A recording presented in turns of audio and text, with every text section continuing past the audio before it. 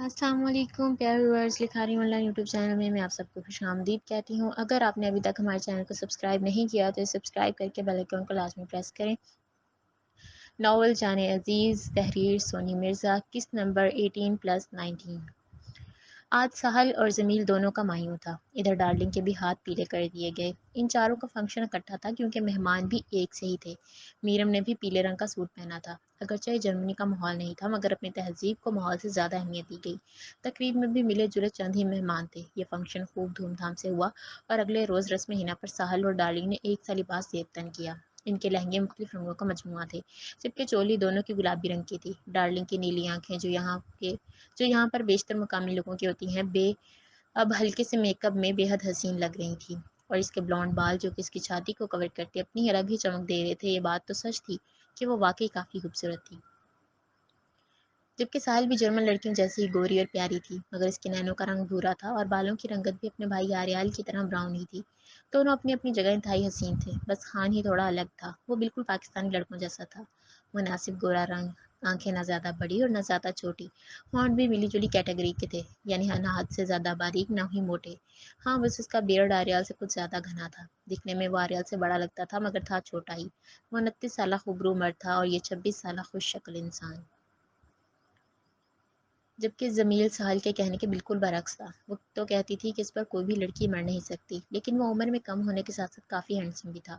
سیاہ بال، ہلکی سی مونچھیں، مناسب صحت، گرے آنکھیں اور چھوٹے سے لب۔ وہ بھی قیامت ڈھانے میں اپنے بڑے بھائی سے کچھ کم نہیں تھا۔ شاید ان تینوں بہن بھائیوں کے ماں باپ بھی کافی حسین رہے ہوں گے جو اولاد پر بھی ایک کرم نوازی تھی، لیکن آریال اس سے ایک چیز میں بازی لے گیا تھا، اور وہ تھا اس کا ہونٹوں پر چمکتا سیاہ تل، جو اسے کسی بھی لڑکی کے دل کی دھڑکن کو روکنے میں بڑے اچھے ہتھیار کے طور پر استعمال ہوتا تھا۔ میرم کو بھی اس کا تل بہت پسند تھا مگر اس نے کبھی کہا نہیں تھا، یا شاید اسے نظر انداز کرنے کی کوشش میں رہتی ہوگی۔ اس نے اپنے دیور اور نند کی مہندی پر شرارہ پہنا تھا۔ اس پر بے حد اچھا دبکے کا کام کیا گیا تھا۔ جبکہ اگلے دن کا سورج طلوع ہوا تو وہ ڈارلنگ کو بیاہ کر گھر لے آئی۔ اس نے بڑی مشکل سے نکاح نامے پر دستخط کیے تھے۔ مہرون لہنگے میں ملبوس آج ڈارلنگ غضب کی قاتلانہ لگ رہی تھی، پر آریال کی نظریں مسلسل میرم پر تھیں، جو اس تقریب میں سرخ رنگ کی میکسی پہنے سچ میں کوئی معصوم سی پری لگ رہی تھی۔ ایک تو اس کی عمر کم، اوپر سے حسن جو کہ ہر کسی کو اس کی طرف مبذول کر رہا تھا۔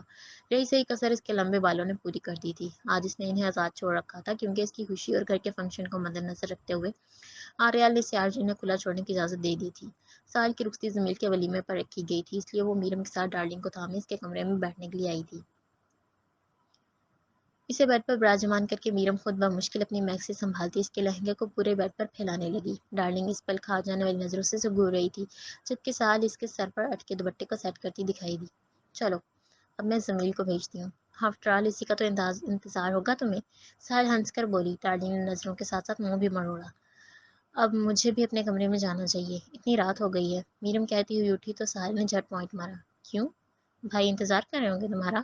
ساتھ ہی اس نے شرارتن آنکھ بھی ماری۔ میرم نے نین دکھائے، جبکہ ڈارلنگ خود پر ضبط کیے نہ جانے کیسے چپ بیٹھی تھی۔ ارے میرم بھابھی بتا تو دیں، اسے پھر سے جاتا دیکھ اس نے آگے ہو کر پوچھا۔ ساحل بہت بولنے لگی ہو تم، یہ سوال اپنے بھائی سے پوچھو جا کر، بہت اچھا جواب دیں گے۔ ہاں، میں بھائی سے سب پرسنل سوال پوچھتی اچھی لگتی ہوں کیا؟ تو پھر مجھ سے کیوں پوچھا؟ اس نے سینے پر بازو باندھے۔ آپ کو چڑھانے میں مزہ آتا ہے، وہ اسے کندھا مار کر بولی تو ڈارلنگ ان کی باتوں سمیت دوستی پر جل سی گئی۔ کوئی بات نہیں، بس آج کی رات عیاشی کر لو تم بھی، کل سے میری باری ہے تمہیں چھیڑنے کی۔ اس کی گال تھپ تھپاتے ہوئے میرم نے شائستگی سے کہا اور چلتی بنی۔ ساحل نے حیرانگی سے دیکھ کر اپنے کمرے کا رخ کیا۔ یکا یقین کے جاتے ہی ڈارلنگ تیزی سے ڈریسنگ ٹیبل کے سامنے کھڑی ہو کر اپنے زیورات کو غصے سے اتار کر پھینکنے لگی۔ میرم کو کمرے میں آتا دیکھ آریال جو صوفے پر بیٹھا ٹوس سے ٹیک لگا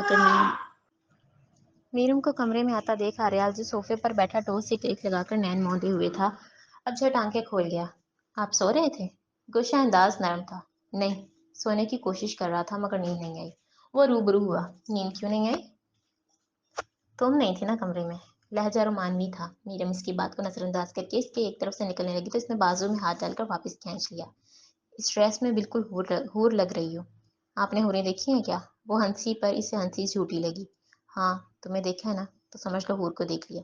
پرانے ڈائلاگ ہیں، کل کوئی نئی مووی دیکھیے گا۔ یہ اتنی بے رخی کیوں؟ بے رخی نہیں ہے، بس دکھ ہوا مجھے، چہرہ مان پڑ گیا۔ کس بات کا دکھ؟ وہ مزید قریب ہوا۔ میں بھی دلہن بننا چاہتی تھی کہ شوہر پہلی بار مجھے دلہن کے روپ میں دیکھے، میں بھی اس کے کمرے میں آنے کی منتظر ہوں، میری شادی کی بھی شروعاتی دن بے حد حسین ہو، پر ایسا کچھ بھی نہیں ہوا، میرے سب خواب توڑ دیا آپ نے، سب ختم کر دیا، سب کچھ۔ بات کرتے وقت آخر میں اس کی آواز بھیگ کر ڈگمگائی تو آریال اس کا مرجھایا چہرہ دیکھتا ہی رہ گیا، پھر اس سے اپنی کلائی چھڑا کر وہ اپنی میکسی اٹھائے چینجنگ روم میں چلی گئی۔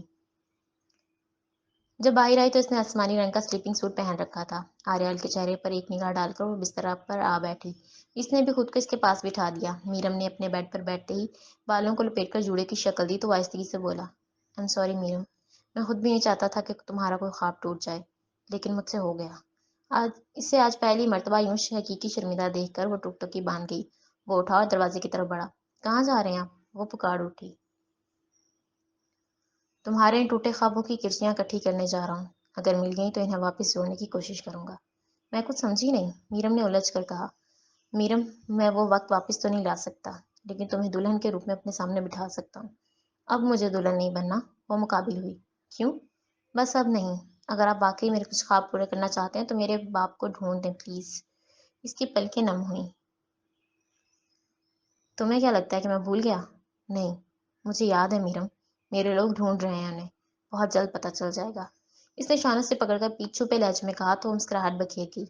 تم بس اپنا وعدہ نہ بھولنا۔ کون سا وعدہ؟ ابھی سے بھول گئی؟ اس نے تیوری چڑھائی۔ مجھے سچ میں نہیں پتا کہ آپ کس وعدے کی بات کر رہے ہیں۔ یہاں کس کرنے کی بات کر رہا ہوں؟ وہ اپنے ہونٹوں پر انگلی رکھ کر پوائنٹ آؤٹ کر گیا۔ میرم نے نظریں چڑھائی، پھر اس کے چہرے کو اپنی ہتھیلیوں میں بھر کر اس کے ماتھے پر بوسہ دے گیا۔ جمیل خوشی سے کمرے میں آیا تھا، مگر سامنے والے منظر پر نظر پڑتے ہی ٹھٹک کر رہ گیا۔ ڈارلنگ پورے کمرے کو تہس نہس کر کے خود بڑے آرام سے کپڑے تبدیل کر کے سو رہی تھی۔ اس نے غصے سے چہرہ لال کرتے ہوئے خود بھی شیروانی چینج کر کے اس کے قریب پڑا ہوا تکیا سیٹ کیا اور سو گیا۔ جب صبح ہوئی اور ڈارلنگ کی آنکھ کھلی تو اس نے فریش ہونے کے لیے باتھ روم کا رخ کرنا چاہا، لیکن وہ پہلے سے لاک تھا۔ وہ سمجھ گئی تھی کہ باتھ روم میں اس کا شوہر ہے، پھر اپنے کمرے میں جڑے ہوئے 7 چھوٹے سے چینجنگ روم کی طرف بڑھی، جہاں سبھی سوٹ ہینگر میں لٹکے دکھائی دیے۔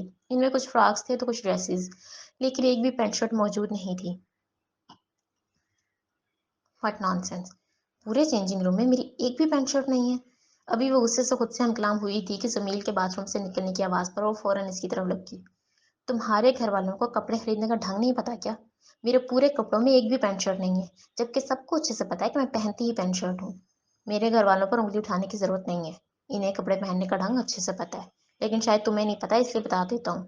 یہ پینٹ شرٹس وغیرہ تم شادی سے پہلے پہنتی تھی، پر اب تم ایسے ڈریس نہیں پہنا کرو گی۔ کیا مطلب ایسے ڈریس نہیں پہنوں گی؟ میرا جو دل چاہے گا میں وہ پہنوں گی۔ تم کون ہوتے ہو مجھے ڈریسنگ کے رولز سکھانے والے؟ وہ ہڑبڑائی۔ کل رات ہمارا نکاح ہوا ہے اور اب میں تمہارا شوہر ہوں، اس لیے اب تم وہی پہنو گی جو میں کہوں گا۔ اور جسٹ شٹ اپ! تم سے نکاح میں نے صرف ایک ٹارگٹ سمجھ کر کیا ہے، اس کو سیریس لینے کی کبھی بھی غلطی مت کرنا۔ نہ ہی میں تمہیں اپنا شوہر مانتی ہوں اور نہ ہی میں تمہارے کسی بھی کہنے میں آ کر اپنا پہناوا چینج کر سکتی ہوں۔ اس نے دھڑلے سے کہا تو وہ بپھرے ہوئے سانڈ کی طرح اس کی طرف بڑھا۔ تم چاہے مجھے اپنا شوہر مانو یا نہ مانو، لیکن اگر تم نے میری بات نہیں مانی تو… وہ انگلی دکھا کر بولا۔ تو کیا؟ مارو گے مجھے؟ اتنی ہمت نہیں ہے تمہاری؟ ڈارلنگ اپنے وجود پر ہاتھ اٹھانے والوں کے ہاتھ توڑ کر رکھ دیتی ہے، اور اگر تم مجھے طلاق دینا چاہتے ہو تو یہ بھی اچھا ہے، میری جوتی کو بھی فرق نہیں پڑتا۔ اس کی بات کاٹ کر وہ بدلے ہاتھ ہوئے کہنے لگی۔ زمین کا غصہ اپنے سے باہر ہونے لگا، اب اس کی گردن میں ہاتھ ڈال کر اس کے کندھے سے ذرا نیچے آتے والوں کو پکڑنے ہی والا تھا، جب اس نے اتنی تیزی سے دوسرے ہاتھ سے اس کی کوہنی پر ایک فورس رسید کرتے ہوئے اس کے بازو سے نکل کر الٹا اسی کی بازو میں روڑ دی۔ کیا کر رہی ہو تم؟ ٹوٹ جائے گی میری بازو! اپنی شدت سے درد کرتی بازو پر وہ چیخ اٹھا۔ مجھے نقصان پہنچانے کی کوشش مت کرنا۔ آج تم نے مجھ پر رعب جمانے اور مجھے تکلیف دینے کی کوشش کی ہے، اگر دوبارہ ایسا کیا تو اگلی بار واقعی توڑ دوں گی۔ اگلے ایک ہی پل میں اس کی بازو کو زور سے جھٹکتے ہوئے اپنی گرفت سے آزاد کرتی ہوئے اسے پیچھے دھکیل کر بولی۔ سمیل اپنی بازو کو دوسرے ہاتھ میں پکڑے نفرت سے اسے گھورنے لگا۔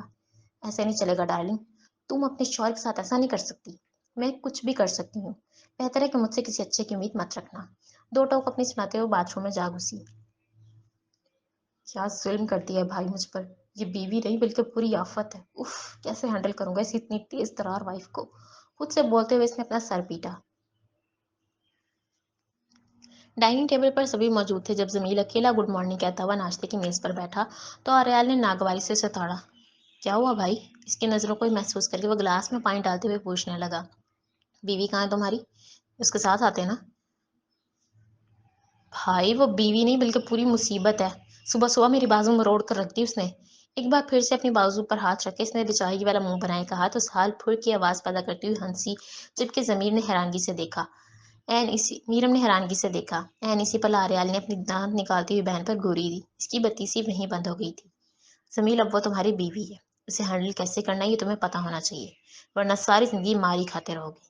بھائی وہ بہت تیز ہے، اتنی تیزی سے وار کرتی ہے کہ اگلے بندے کو سنبھلنے کا موقع ہی نہیں ملتا۔ اسے ہینڈل کرنا اتنا آسان نہیں ہے۔ اگر تم اسے ہینڈل نہیں کرو گے تو وہ تمہیں ہینڈل کر لے گی، اینڈ ٹرسٹ می، اگر اس نے تمہیں ہینڈل کیا تو تم بالکل تیر کی طرح سیدھے ہو جاؤ گے۔ پر میں نے پہلے کون سا الٹا کام کیا؟ سحر والا۔ مگر اب اسے تو چھوڑ دیا نا میں نے، اس لیے تو تمہاری شادی ڈارلنگ سے کرائی ہے، تاکہ اگر تم دوبارہ اسی چکر میں پڑنے لگو تو وہ تمہیں بالکل سیدھا کر دے۔ سیدھا تو میں اسے کروں گا اب، آج ہی کراٹے کلاسز لینا شروع کرتا ہوں۔ تم جتنے مرضی ماسٹر بن جاؤ زمیل، پر ڈارلنگ ہمیشہ تمہاری بھی استاد رہے گی۔ ویسے جیسی وہ ہے نا، اس حساب سے میری نہیں بلکہ آپ کی شادی اس سے ہونی چاہیے تھی، تاکہ گھر میں سارا دن ماحول لگا رہتا، کبھی وہ آپ کا سر پھاڑتی تو کبھی آپ اس کا۔ اس کی بات سن کر آریال سمیت سبھی ہنسے تھے۔ اگر میری شادی اس سے ہوتی تو میری بازو مروڑنا تو دور، اونچی آواز میں بول بھی نہیں سکتی تھی میرے سامنے۔ وہ بڑے پرمسرت طریقے سے بولا، اس کی آنکھیں اس کی بات کی سچائی کی تصدیق کر رہی تھیں۔ اس لیے تو کہہ رہا ہوں کہ خود کر لیتے آپ شادی، مجھے بیچارے کو کیوں گھسیٹا ہے بیچ میں؟ خام خام میں میرے پلے ڈال دیا اس لڑاکا کو۔ لگتا ہے میرے بارے میں بات ہو رہی ہے، ڈارلنگ اچانک امٹ کر اپنی چیئر کھسکاتے ہوئے کہنے لگی۔ پھر قریب بیٹھ کر زمیل کو دیکھا تو اپنی ناک پھلا گیا۔ بھائی اب پوچھے نا اس نے میرے بازو کیوں مروڑی؟ زمیل نے شکایت لگائی۔ تم دونوں کی شادی سے پہلے ہی میں نے کہا تھا کہ میں تم دونوں کے کسی بھی معاملے میں نہیں بولوں گا، آپس میں خود ہی نپٹو۔ میں تو نمٹ لوں گی، ڈارلنگ بولی۔ زمیل نے پھر سے غصے سے دیکھا اور ٹیبل چھوڑ کر چلا گیا۔ ویسے تم اس ڈریس میں بہت اچھی لگ رہی ہو ڈارلنگ۔ میرم نے اس کے جانے سے اداس ہوتے ماحول کو پھر سے خوشگوار بنانے کی کوشش کی تھی۔ تعریف کے لیے بہت بہت شکریہ، لیکن میری الماری میں ایک بھی پینٹ شرٹ نہیں تھی، اس لیے مجھے مجبوراً یہ سوٹ پہننا پڑا۔ ایک جھوٹی مسکراہٹ پیش کرتے ہوئے اس نے طنز کیا۔ میرم اور سہال نے تعجب سے ایک دوسرے کو دیکھا۔ کوئی بات نہیں ڈارلنگ، میں آج ولیمے اور سہال کی رخصتی کے بعد خود تمہیں کافی ساری پینٹ شرٹس لا دوں گی۔ نہیں تھینکس، میں خود لے لوں گی۔ لہجے میں عجیب سی سرکشی لیے وہ اپنی پلیٹ میں انڈا رکھنے لگی۔ آریال سب کچھ نوٹ کرتا رہا لیکن خاموش تھا۔ میرم نے اس کی جانب دیکھا تو اسے ناشتہ جاری رکھنے کا آنکھوں سے اشارہ کر گیا۔ ڈارلنگ وقفے وقفے سے بار بار آریال کو چھپی نگاہوں سے دیکھتی اور خود کو باز رکھنے کی ناکام کوشش کرتی رہی، مگر دل کے ہاتھوں مجبور خود کو روک نہ پائی، جبکہ وہ جانتا تھا کہ وہ کانی آنکھ سے اسے دیکھ رہی ہے، مگر پھر بھی خاموشی۔ آج ولیمے کی تقریب پر ڈارلنگ بہت خوبصورت لگ رہی تھی، جبکہ بالکل اس کے ساتھ بیٹھی سہال بھی کسی ظالم حسینہ سے کم نہ تھی۔ ہاں تو چوری چوری سے دیکھتا رہا۔ جب رخصتی ہوئی تو وہ آریال کے سینے سے لگ کر خوب روئی تھی۔ اس نے بس پیار سے سر پر ہاتھ رکھا اور راستہ صاف کیا۔ سامنے زمیل کھڑا تھا، اسے یوں روتا دیکھ وہ قریب آیا۔ یہ جھوٹی ایکٹنگ نہ کر بی بی، مجھے پتا ہے تیرے من میں لڈو پھوٹ رہے ہیں، اور جلدی جائیں یہاں سے، ویسے بھی اس کمل کے لیے ترس گیا ہوں میں۔ اس نے انتہائی سنجیدگی سے کہا۔ سہال مزید دکھی ہو گئی، پھر وہ اس کے بالکل ساتھ کھڑے خان کی طرف گھوما۔ اور خان بھائی، میں تمہارا دکھ سمجھ سکتا ہوں، اس چڑیل کو ساتھ لے کر تو جا رہے ہو لیکن قسم سے جینا حرام کر دے گی، اتنا چیختی ہے کہ محلے والے لوگ بھی پناہ مانگیں گے۔ بس ایک ریکویسٹ ہے کہ جب اسے ہمارے گھر ملوانے کے لیے کبھی لاؤ تو اس کے منہ پر ایک چھوٹی سی ٹیپ لگا دینا۔ مجھے یہ ٹرٹر کرتی بالکل اچھی نہیں لگتی، اور ذرا گہرائی سے بیٹھ کر سوچنا کہ جو اپنے پھول جیسے بھائی کی عزت نہیں کرتی وہ تمہاری کیا خاک عزت کرے گی۔ اسے سمجھاتا ہوا وہ اپنی کالر کو اوپر کر کے اکڑ سے کہنے لگا۔ اس کی باتیں سن کر سبھی ہنسے تھے، جانتے تھے کہ وہ مذاق کر رہا ہے، مگر سہل کے چہرے پر بس ہلکی سی مسکراہٹ ابھری اور پھر وہ اچانک کہیں غائب ہو گئی۔ میرم اس کو گاڑی کے اندر تک بٹھانے کے لیے ساتھ آئی تھی۔ اس کی پیشانی پر بوسہ دے کر وہ بھی نم آنکھوں سے گاڑی سے باہر کھڑے ہو کر ہاتھ لہرانے لگی۔ وہ اپنے شوہر کے ساتھ اپنے گھر جا چکی تھی اور یہاں موجود ہر شخص اداس تھا۔ بس اس کے جانے کی ذرا دیر تھی اور حال سے واپسی پر سہال کے کمرے کا رخ کر کے زمیل اس کی تصویروں کو لگا دیکھ ایک مسکراتی تصویر کو اتار کر اپنے سینے سے لگائے رونے لگا۔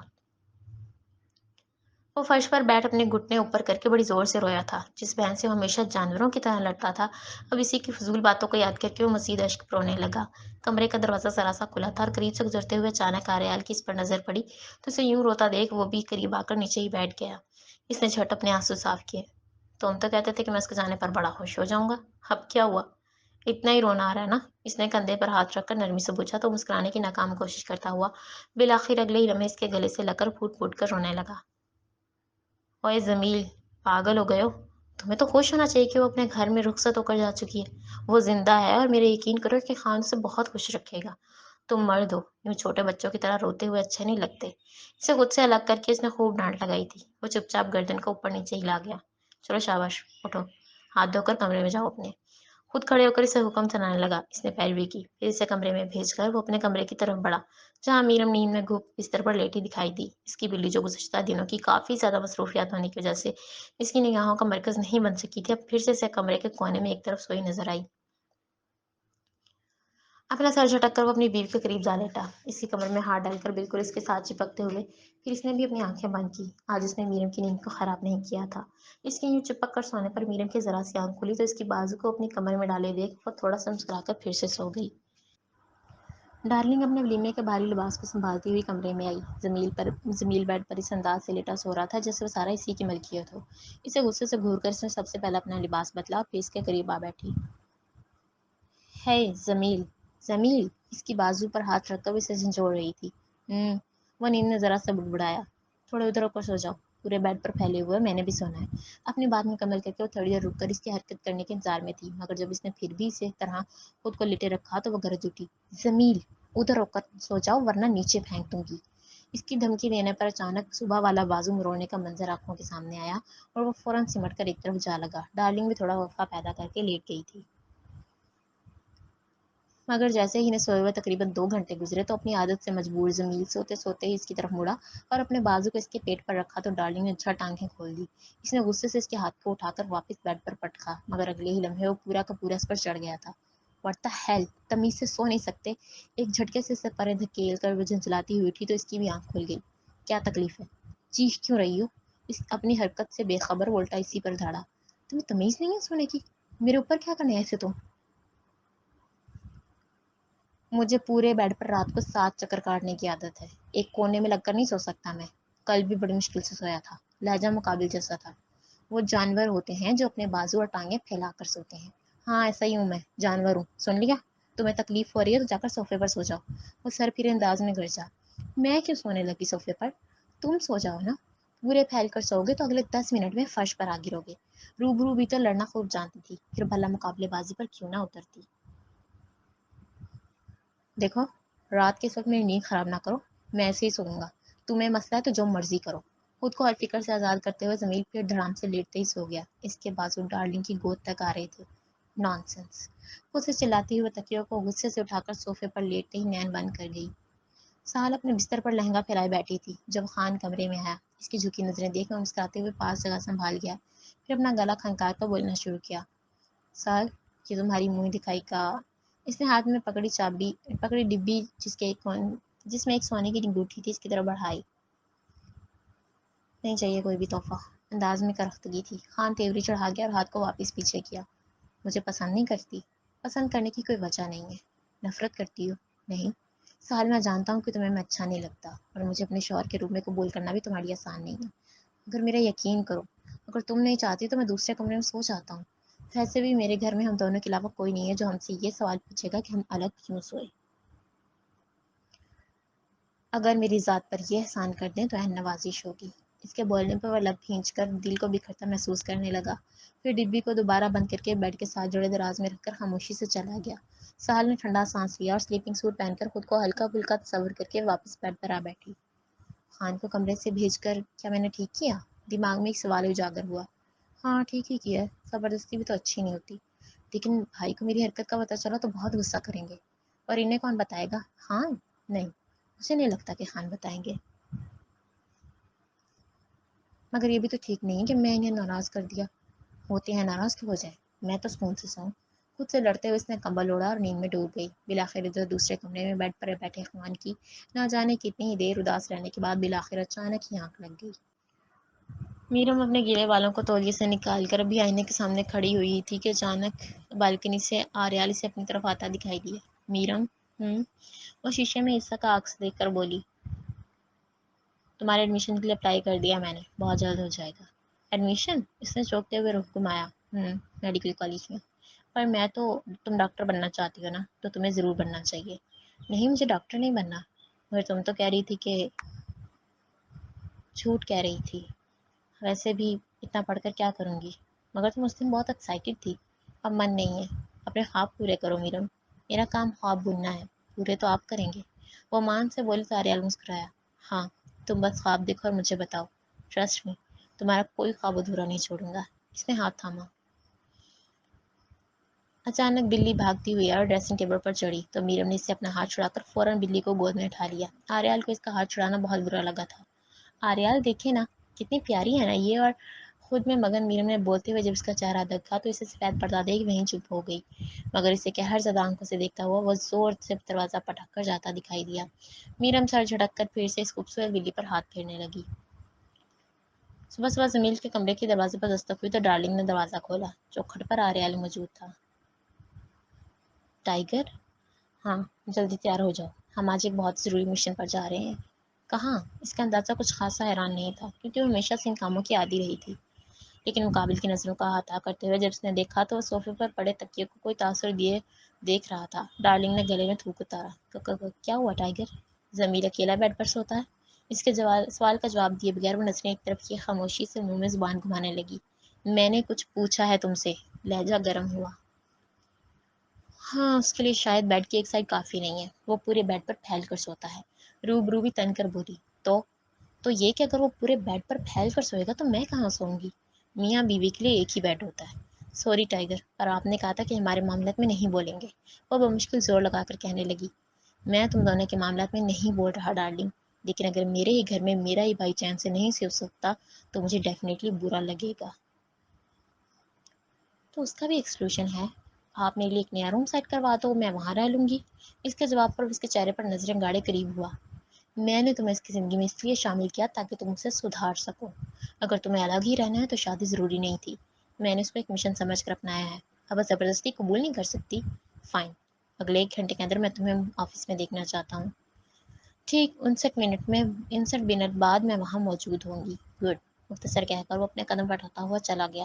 ڈارلنگ زمیل کو ہراساں نگاہوں سے دیکھ چینجنگ روم کا رخ کر گئی۔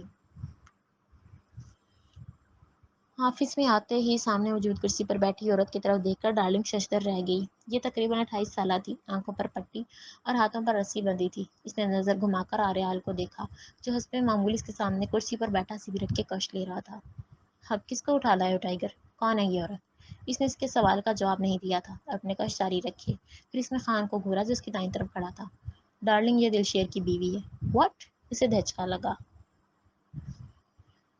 خان نے مختصر کہا۔ ٹائیگر، آپ کب سے لوگوں کی عزتوں پر وار کرنے لگے؟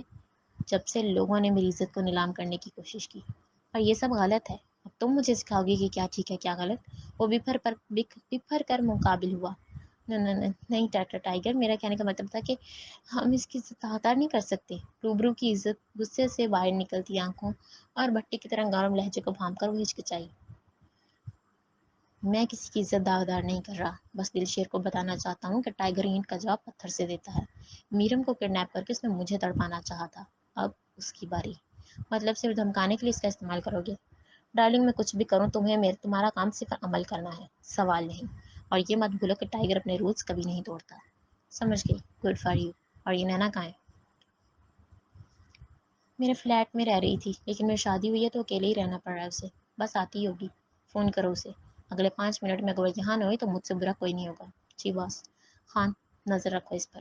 ڈارلنگ کو دھمکاتا پھر وہ خان سے کہہ کر اس عورت کی طرف اشارہ کر گیا۔ اگلے ہی سیکنڈ میں وہ کمرے سے باہر تھا۔ بھابھی بھائی کہاں ہے؟ ناشتے کی میز پر بیٹھے ہوئے زمیل نے میرم سے پوچھا۔ وہ اس وقت نوالا منہ میں ڈال رہی تھی، جو اب وہیں رک گئی۔ وہ تو صبح صبح ہی چلے گئے تھے، لیکن مجھے ڈارلنگ نظر نہیں آ رہی۔ ہاں، جب بھائی چلے گئے تو وہ کیوں نہیں جائے گی؟ اپنے منہ کا عجیب و غریب نقشہ بناتے ہوئے اس نے گلاس میں پانی ڈالا۔ لگتا ہے ڈارلنگ سے بنتی نہیں ہے تمہاری۔ اب وہ نوالا ڈال کر چبانے لگی۔ بس بھائی نے ایک مصیبت میرے سر پر لا کر رکھ دی ہے، اب اسے برداشت کرنا پڑے گا۔ بیوی کوئی مصیبت تو نہیں ہوتی، وہ ہنسی۔ مگر میری والی مصیبت ہی ہے۔ اس نے لفظ چبائے۔ لیکن میرے خیال سے اگر تم اسے پیار دو گے تو وہ تمہاری طرف مائل ہو جائے گی۔ پیار؟ رات غلطی سے نیند میں اس کے اوپر آ گیا تو فوراً چیخ اٹھی جیسے خدا نخواستہ میں نے کوئی جرم کر دیا ہو۔ اس کی بات سن کر میرا نے زوردار قہقہا لگایا۔ ہاں ہنس لیں بھابھی، میری بے بسی پر ہنسنا بنتا بھی ہے۔ ارے نہیں، میں تو بس ایسے ہی تھوڑی سی ہنسی نکل گئی میری۔ اس نے بتیسی کو دبایا۔ ویسے بھائی کو تو جانور بالکل نہیں پسند، پھر آپ کو یہ بلی کہاں سے لے دی؟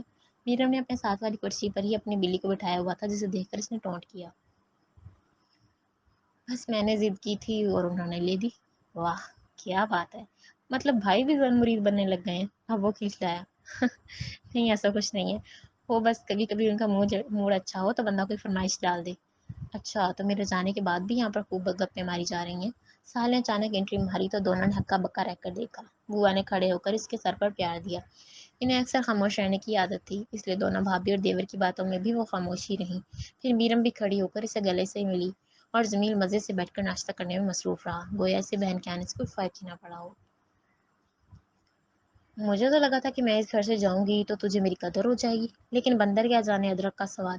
اس نے زمیل کی طرف گھوم کر پوائنٹ مارا اور میرم کے ساتھ جگہ سنبھال گئی۔ اور مجھے لگتا تھا کہ اب تو اس گھر سے چلی گئی ہے تو میں سکون سے رہ سکتا ہوں، لیکن مجھے کیا پتا تھا کہ شیطان کبھی کبھی نام لیے بغیر بھی حاضر ہو جاتا ہے۔ مقابلے میں ہمیشہ کی طرح لڑائی کے لیے تیار تھا۔ میرم ان کی باتیں سن کر آہستہ آہستہ ہنستی رہی۔ دیکھ، صبح صبح میرا منہ نہ لگ، ورنہ اچھی خاصی سن لے گا۔ تیرے منہ لگتا ہی کون ہے؟ وہ الگ بات ہے کہ خان بھائی کا دماغ گھوم گیا تھا اس لیے تجھے قبول کر لیا،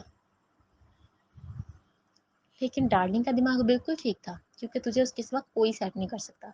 وہ مجھے کیا سیٹ کرے گی؟ میں الٹا خود اس کا دماغ ٹھکانے لگا دوں گا، اس نے مغرور ہوئے کہا اور سر جھٹکا۔ میرم نے بھویں تن کر کے داد دی۔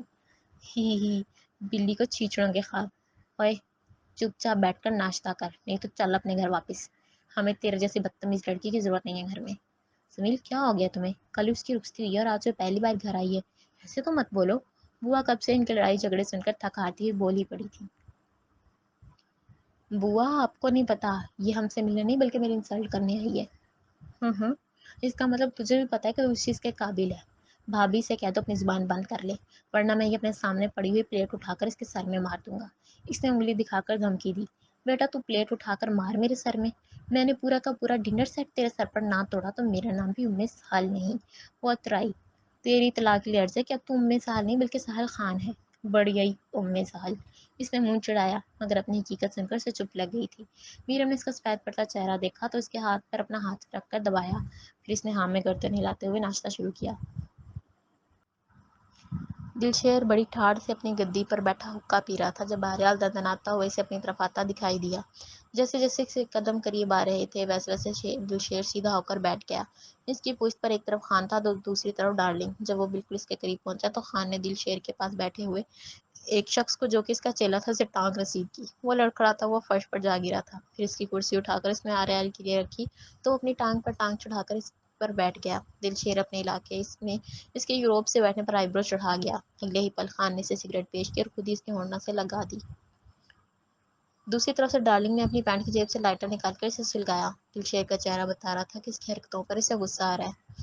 کیا ہوا دلشیر؟ مجھے ایسے کیوں دیکھ رہے ہو جیسے انسان اپنی نئی نویلی دلہن کو دیکھتا ہے؟ دھوئیں کو اس کے منہ پر چھوڑ کر جب آریال نے سنجیدگی سے کہا تو وہ کھانسنے لگا۔ اس کے بھی بہت سے گنڈے چاروں طرف پھیلے ہوئے تھے مگر دلشیر کے اشارے کے بغیر انہیں کوئی حرکت کرنے کی اجازت نہیں تھی۔ مجھے افسوس ہے کہ تمہاری کمزوری میرے ہاتھ سے آ کر چلی گئی۔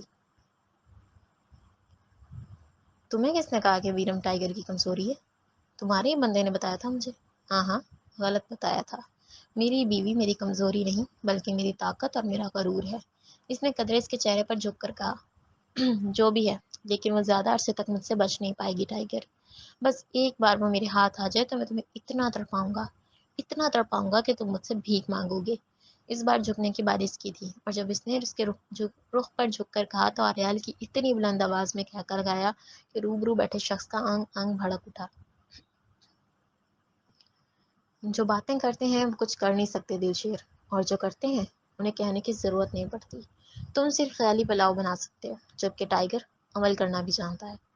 اس بار تم غلط ہو ٹائیگر، تم نے اس بار غلطی کر دی۔ میرے بندوں کو چھوڑ کر تمہیں کیا لگتا ہے کہ وہ دوبارہ تمہاری بیوی کو کڈنیپ کرنے کی کوشش نہیں کریں گے؟ میں کمزور اور نہتے لوگوں پر وار نہیں کرتا دلشیر۔ اگر سامنے والا میری ٹکر کا نہ ہو تو مجھے لڑنے میں مزہ نہیں آتا۔ خیر، یہ بتاؤ کہ کیا کھانا پسند کرو گے؟ ایک مسکراہٹ پیش کر کے وہ تکیے سے ٹیک لگا کر بولا۔ میں تو بس تمہیں سلام کرنے آیا تھا، باقی رہی بات کھانے پینے کی تو مجھے کھلانا تو بہت دور کی بات ہے۔ جب تم اپنے گھر میں جاؤ گے تو تم خود بھی کھانا کھانا بھول جاؤ گے۔ کیا مطلب؟ وہ پھر سے سیدھا ہوا، نگاہیں بے چین تھی۔ خان، وہ کیا نام ہے اس عورت کا جو ہمارے قبضے میں؟ اس نے جان بوجھ کر انجان بننے کی کوشش کی۔ عارفہ بوس۔ عارفہ نام سن کر دلشیر کا دل زور سے دھک دھک کرنے لگا۔ آریال کے انداز سے اسے خطرے کا الارم محسوس ہو رہا تھا۔ تمہاری بیوی کا نام بھی عارفہ ہی ہے نا؟ وہ پھر سے مقابل کو چھیڑ گیا۔ شاید لوگوں کی شکستہ شکل دیکھنے میں اسے بہت سکون ملتا تھا۔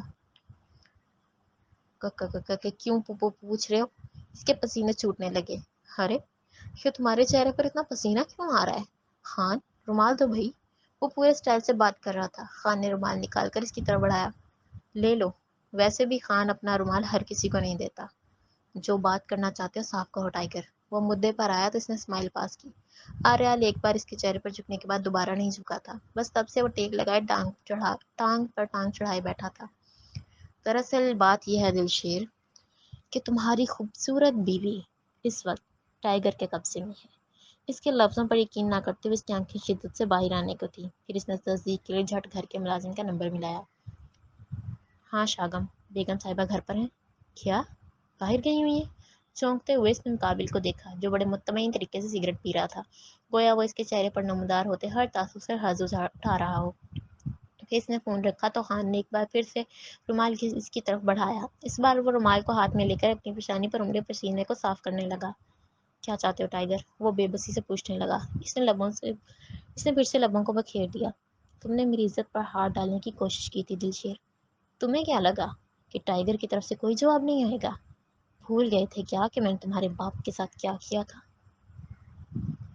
ہے وہ یکدم کھڑا ہو کر دھاڑا تو خان اور ڈالو نے پستول اس کے سر پر تان دی۔ ادھر اس کے گنڈوں نے بھی اپنی بندوق کا رخ ان تینوں کی طرف کر لیا۔ اپنے شکاری کتوں سے کہہ دو کہ ٹائیگر کا مقابلہ کرنے کی کوشش نہ کرے، خام خامد جان سے جائیں گے۔ آرال ابھی تک کرسی پر بیٹھا ہوا تھا اور لہجہ سنجیدگی سے بھرپور۔ تم چاہتے کیا ہو ٹائیگر؟ حساب برابر کرنا چاہتا ہوں، جیسے آنکھ کے بدلے آنکھ، خون کے بدلے خون، ٹھیک اسی طرح عزت کے بدلے عزت۔ اس بار وہ بھی کھڑا ہوا۔ میری بیوی کو کچھ بھی ہوا تو میں تمہیں زندہ نہیں چھوڑوں گا ٹائیگر۔ دلشیر اپنی شہادت کی انگلی بلند کر کے اس کے چہرے کے بالکل قریب ہوتا بولا۔ کیوں؟ خود کی عزت پر بات آئی تو تکلیف ہو رہی ہے؟ میں چاہے تمہاری بیوی کی عزت کو داغدار بھی کر دوں تب بھی تم میرا ایک بال بھی نہیں اکھاڑ سکتے دلشیر۔ لیکن عورتوں کی عزت کے ساتھ کھیلنا کمزور لوگوں کی نشانی ہے، اور ٹائیگر کمزور نہیں ہے۔ نہ ہی میرے کسی بھی رول میں عورت ذات کو گھسیٹنا آتا ہے۔ تمہاری بیوی کو کڈنیپ کرنے کا مقصد صرف اتنا ہے کہ آئندہ میرم تک پہنچنے سے پہلے یہ سوچ لینا کہ ٹائیگر تمہاری عزت میں تمہارے وجود کی بھی ایک ایک رگ کو کاٹ کر رکھ دے گا۔ اس نے اپنی نظروں کو روبرو کی نظروں سے ملا کر دھڑلے سے کہا تو وہ دلشیر کا پور جل اٹھا۔ لیکن اتنی طاقت ہونے کے باوجود بھی وہ کچھ نہیں کر سکتا تھا۔ پھر اپنی سنائی بجھانے کے لیے مڑا، مگر پھر سے ایک بار واپس گھوم کر دوبارہ مخاطب ہوا۔ اور ہاں، تھوڑی دیر بعد تمہاری بیوی تمہارے گھر واپس پہنچ جائے گی، مگر نیکسٹ ٹائم وارننگ دینے نہیں آؤں گا، ٹرسٹ می۔ اگر میری عزت پر نگاہ ڈالی تو میں تمہاری عزت کا جنازہ نکال کر ہی دم لوں گا۔ بس پھر وہ اپنی ٹیم کے ساتھ جاتا دکھائی دیا۔ دلشیر کا من کیا کہ اس کے پورے وجود کو گولیوں سے چھلنی کر دے، مگر بے سود۔ اور بتاؤ ساحل، خان بھائی کیسے لگے؟ اسے اپنے کمرے میں سامنے بیڈ پر بٹھائے میرم دلچسپی سے پوچھ رہی تھی۔ ٹھیک ہے، اس نے گردن جھکا لی۔ کیا بات ہے، اداس کیوں؟ بھابھی میں انہیں دل سے نہیں اپنا پا رہی ہوں، آخر وہ بھی کب تک برداشت کریں گی؟ مطلب تم نے کل رات انہیں؟ ہاں، میں نے انہیں خود کو ٹچ بھی نہیں کرنے دیا۔ میرم نے پورا منہ کھولا۔ ہاں، اور انہوں نے کچھ نہیں کہا؟ نہیں، خاموشی سے دوسرے روم میں چلے گئے۔ پھر تو بہت صبر ہے ان میں۔ پر میں کیا کروں، میں انہیں پسند نہیں کرتی۔ مجھے بھی تو دیکھو، میں تو ایک ایسے انسان کے ساتھ رہ رہی ہوں جس نے صبر بھی نہیں کیا اور زبردستی مجھ سے رسائی حاصل کی۔ اس لحاظ سے تو خان بہت اچھے ہیں۔ وہی تو میں تمہیں سمجھانا چاہ رہی ہوں، اپنی زندگی خراب مت کرو۔ روحان جا چکا ہے، بھول جاؤ اسے۔ شاید ٹھیک کہہ رہی ہیں آپ، میں پوری کوشش کروں گی۔ شاباش۔ اچھا یہ بتاؤ کہ کیا بناؤں تمہارے لیے؟ کچھ بھی؟ کچھ بھی تو کوئی ڈش نہیں ہے، کوئی اور نام بتاؤ۔ میرب نے مذاقن کہا تو وہ وہی ہنسی۔ ٹائیگر۔ ان تینوں کے آفس آتے ہی نینا بھاگ کر سامنے آئی۔ کہو۔ تم نے میرم کے پیرنٹس کے بارے میں پتہ لگانے کے لیے کہا تھا تو تو میں نے اس یتیم خانے سے پتہ کروایا تھا، مگر ان لوگوں نے منہ نہیں کھولا۔ پھر میں نے شفیق بھائی کو کال کی تو انہوں نے ان کا منہ کھلوایا۔ پتہ چلا کہ کوئی نرس میرم کو وہاں چھوڑ کر گئی تھی۔ نرس کا پتہ چلا؟ ہاں پتہ چل گیا، اور وہ بھی بتانے کے لیے تیار نہیں تھی۔ شفیق بھائی سے دوبارہ رابطہ کر کے میں نے ریکویسٹ کی کہ اس کی بھی زبان کھلوا دے۔ پھر اس نے وہ مشکل گھر کا ایڈریس بتایا ہے، تو مینس کے پتہ چل گیا۔ جی ٹائیگر۔ گڈ۔ چہرے پر خوشی کی ایک جھلک ابھری اور پھر وہ اپنے کیبن میں چلا گیا۔ دلشیر کا کیا بنا؟ اس نے ڈارلنگ کے کان میں سرگوشی کی۔ آئندہ اوقات میں رہے گا۔ چلو اچھا ہے۔ ویسے خان، آج تمہارا ولیمہ ہے اور تم یہاں ہو۔ اب وہ اس کی طرف گھومی۔ ولیمہ ہے تو کیا ہوا، مشن سے بڑھ کر کچھ بھی نہیں۔ واہ، لگتا ہے آج کل ٹائیگر کو امپریس کرنے کی کوشش کی جا رہی ہے۔ وہ کسی سے امپریس نہیں ہوتا. ویسے ہم تینوں تو یہاں ہیں مگر تمیز اب ہمارے بیچ نہیں ہے. کبھی کبھی بہت یاد آتا ہے. اس کی پلکیں ذرا سی بھیگ گئیں. اور پلیز نینا، غداروں کو یاد کر کے روتے نہیں ہیں بلکہ لعنت بھیجتے ہیں ایسے لوگوں پر. میرم سے ویر مجھے بھی تھا مگر میں ایسی گھٹیا حرکت کرنے کا سوچ بھی نہیں سکتی جیسی اس نے کی. دفع کرو ایسے غلیظ لوگوں کو. ڈارلنگ کے لہجے میں بلا کی نفرت تھی. ہاں نینا، ویسے بھی ٹائیگر کو پتہ چلا کہ تم اسے یاد کرتی ہو یا اس کا نام لیا ہے تو تمہارا بھی سامان گول کر دے گا. خان بولا. بالکل ٹھیک کہہ رہا ہے خان. اگر دوبارہ اس آفس میں کسی نے اس غدار کا نام لیا تو اس کے ساتھ اس کی بھی قبر کھود دوں گا. نہ جانے کہاں سے یک آریال نمودار ہو کر بولا تو سب کی سٹی گم ہو گئی. اور ڈارلنگ، کسی نئے ہیکر کا بندوبست کرو. ضرورت ہے اب. جی ٹائیگر. جواب ملنے کے بعد وہ پھر سے کیبن میں روپوش ہو گیا. سب نے گہرا سانس چھوڑا.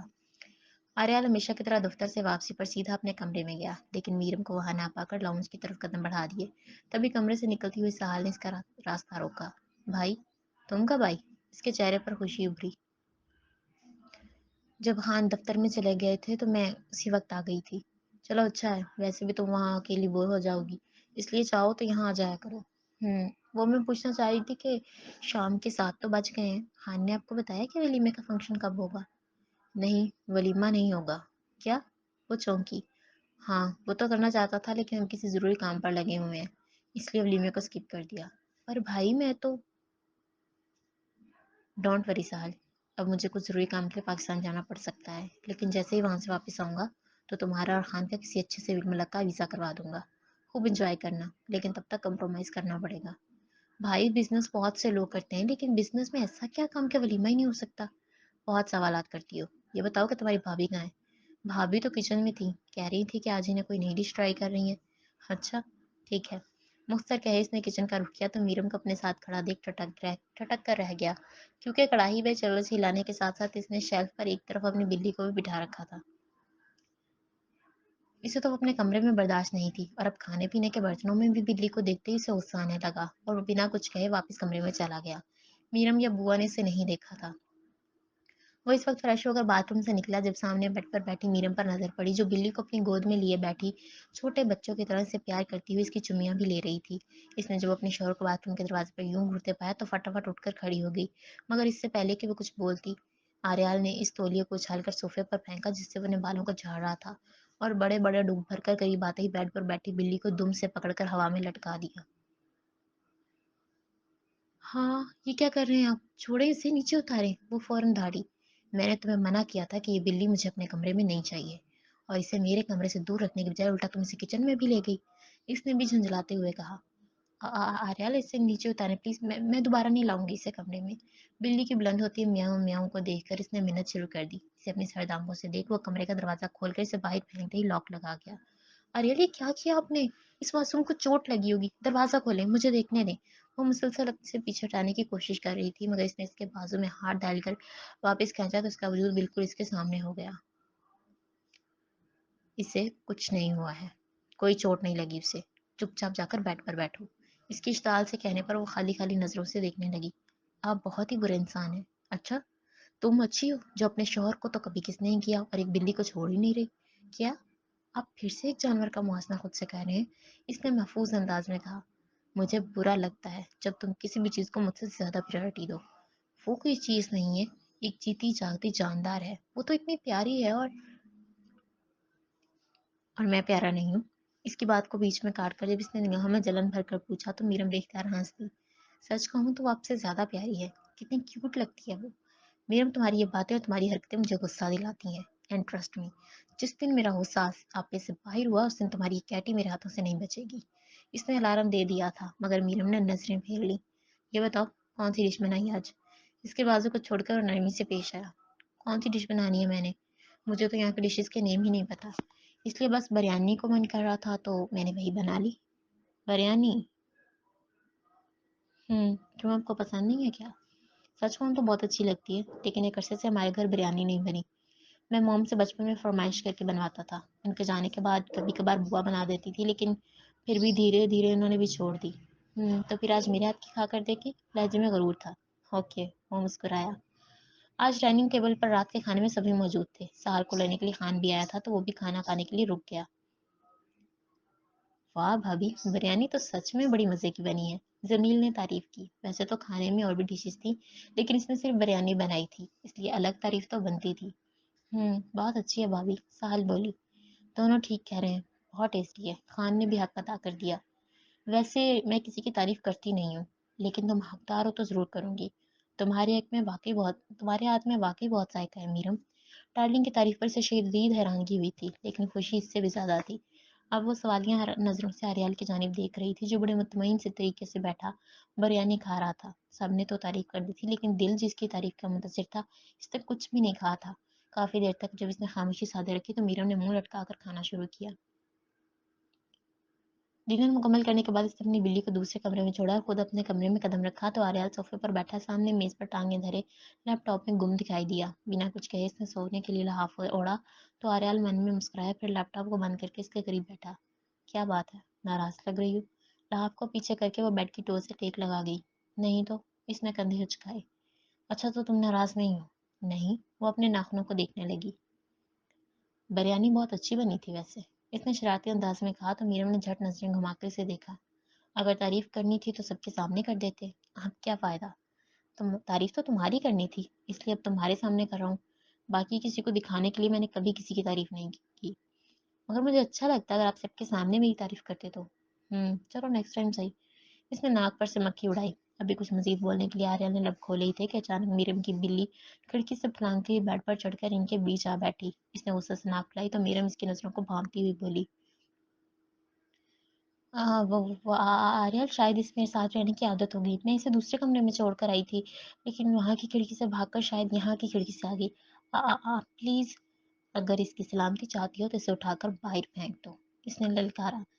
جی میں ابھی اسے واپس کمرے میں چھوڑ کر آتی ہوں، وہ اب وہ بمشکل بولی اور بلی کو گود میں لیے باہر نکل گئی۔ اس نے ناگواری سے اپنے چہرے پر ہاتھ پھیرا۔ میرم نے واپس اسے دوسرے کمرے میں لے جا کر بیڈ پہ بٹھایا اور خود اس کے قریب بیٹھ کر اس کی کمر پر ہاتھ پھیرنے لگی۔ تمہیں وہاں پر آنے کی کیا ضرورت ہے کیٹی؟ آریال کو غصہ آ گیا نا تو میں بھی تمہیں نہیں بچا پاؤں گی، دوبارہ مت آنا وہاں۔ دھیرے سے سرگوشی کرتے ہوئے اس نے واپس کمرے کو لاک لگایا اور دوبارہ سے اس کے پہلو میں آ بیٹھی۔ پھینک دیا اسے؟ پھینکا نہیں ہے، چھوڑ کر آئی ہوں۔ اچھا ٹھیک ہے، تو میں تم سے کہنے والا تھا کہ اب میرا ٹائم شروع ہو گیا تو ہمیشہ کی طرح اس کی کمر میں ہاتھ ڈال کر جب اس نے اپنی طرف کھینچا اور انتہائی رومانوی انداز میں کہا تو بلی دوبارہ کھڑکی سے پھلانگتی ہوئی ان کے درمیان آئی۔ وہ جو اس کے چہرے کو بغور دیکھتے ہوئے اپنی کارروائی کرنے ہی والا تھا، پھر سے بلی کی اس حرکت پر تپ اٹھا۔ جب اس نے بلی کو ہاتھ مار کر پیچھے کرنا چاہا تو وہ اس کے بازو پر پنجے مار گئی۔ شاید یہ اس معصوم جانور کی زندگی کی سب سے بڑی غلطی تھی، اور آریال سی کی آواز پیدا کر کے پیچھے ہوا۔ وہ اپنے زخمی بازو کی طرف دیکھ رہا تھا اور میرم کبھی اس کی طرف دیکھتی تو کبھی بلی کی طرف۔ آریال یہ تو خون نکل رہا ہے، میں اس سے پہلے کہ وہ مزید اس کی پرواہ کرتے ہوئے کچھ بولتی، اس نے تیزی سے اٹھ کر سیف الماری کا رخ کیا اور جیسے ہی اگلے ہی لمحے واپس آیا تو اس کے ہاتھ میں پستول دیکھ کر میرم چیخ اٹھی، نہیں آریال پلیز اسے مت ماریں، یہ تو… وہ بیچاری چلاتی ہی رہ گئی اور اس نے آؤ دیکھا نہ تاؤ فوراً اس معصوم سے جانور پر گولی چلا دی۔ وہ زوردار میاؤں کہتی ہوئی دور جا گری تھی۔ میرم کی بھی ساتھ ہی چیخ نکلی اور اس نے منہ پر ہاتھ رکھا۔ اس کے نین پھٹنے کے قریب تھے۔ ادھر دوسری جانب ڈارلنگ ابھی اپنے کمرے میں پہنچ کر پینٹ شرٹ اتارتے ہوئے سلیپنگ سوٹ پہنے بیڈ پر بیٹھی ہوئی تھی تو گولی کی آواز پر ہڑبڑا کر اٹھی۔ اسے یوں اچانک اٹھتا دیکھ صوفے پر بیٹھا جمیل، جو کہ موبائل کی دنیا میں مگن تھا، حیرانگی سے دیکھنے لگا۔ کیا ہوا؟ جمیل، کیا گولی کی آواز ہے؟ ایسی فضول باتیں کر رہی ہو، باہر کسی نے پٹاخہ پھوڑا ہوگا، اس نے مذاق اڑایا۔ میں گولیوں سے کھیلنے کی عادی ہوں، میں جانتی ہوں کہ یہ گولی کی آواز ہے، پریشان ہو کر کہتے ہوئے تیز سے باہر بھاگی تو جمیل بھی اس کے پیچھے ہی گیا۔